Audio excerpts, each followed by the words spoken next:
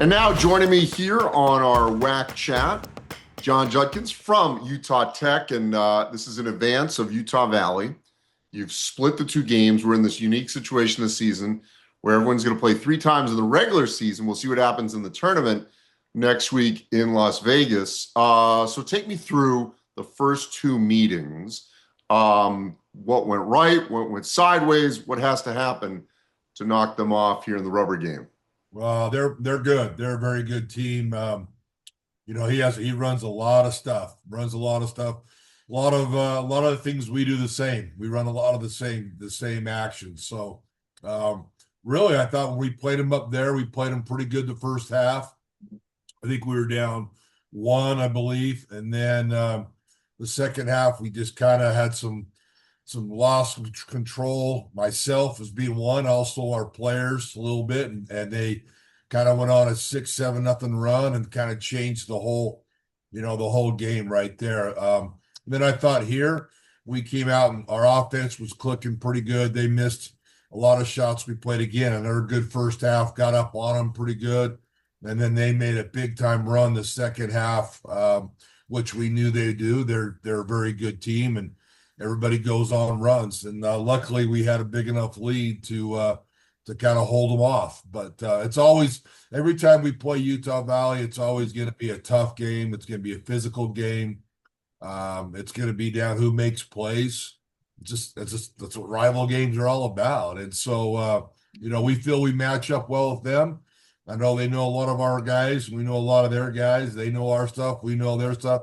It's going to be those plays, those 50-50 balls, the rebounding, the things that a lot of people don't think are an important part of the game are going to be the important part of the game, who comes out on top.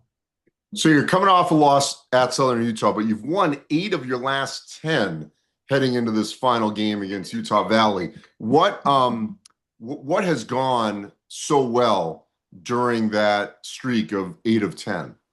I think a lot of it's being home. We played a lot of those were at home games. But again, our guys are starting to see what we want them to do defensively, more active and with our hands and feet and different things. And then offensively, we're doing a lot better job of reading what teams are giving us. We're taking what they give us, and we're shooting the ball. We're shooting the ball extremely well from the 3. And when we do that, it really opens up the middle. And that's where Ethan has been having an incredible year for us right now. And he's won player of the week a lot, which is great. He's a great passer out of there. So when teams double team him, then we find the open guys. But our guys are starting to feel comfortable with each other. They know what everybody can do. And we're taking advantage of that. But we still got a long ways to go, and our goals aren't still done yet. We're playing well, and I like that. And we just got to continue to get better.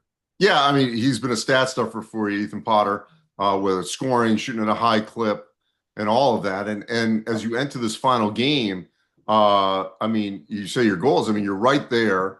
The standings are still a little bit in flux as to where, who will be seated where. But what we've seen in this league this season is that, it's pretty balanced. The records may not all show that, but I would argue that everyone's pretty much capable of knocking, someone else out. Obviously, when you play 3 times, the odds are pretty high that that's going to happen. Spring forward just for 1 week for me here. After this weekend, what must go right in consecutive days for you guys to get that automatic bid out of the WAC? That's a good question. You hit it right on the head, though. I think the WAC is so close and so open. I think anybody can beat anybody, and I think anybody can lose to anybody. It's crazy how close it is. So one, you got to be healthy. You got to have legs. You can't be tired. I think that's a tough part about playing these guys 3 times, and everybody's playing it. It's hard. It's a really tough situation.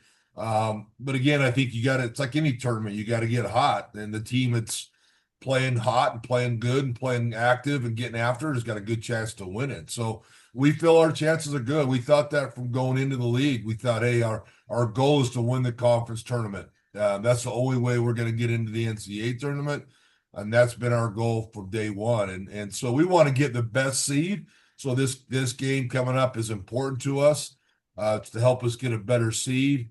But we know our goal is, hey, go in that tournament and go win 3 or go win 2 or whatever, wherever it is. And I feel we have a good chance of doing that. And I think our guys believe that. And but it's going to be tough. There's no question, because I think this WAC league is very, very consistent and very competitive, and I think it's going to be fun. Last thing, if you can do it, what would it mean to Utah Tech and the community if you can pull off the AQ and get to the tournament? Oh, it'd be amazing. First time in school history, you know, to even go to win a WAC conference tournament #1, and obviously to go to the NCAA. It's the first time ever for Utah Tech, so it'd mean a lot. And you know, being the first team to do that would be a lot of fun. So hope we can get it done. All right, we'll be watching. Appreciate it, Jon. Hey, thanks, Andy.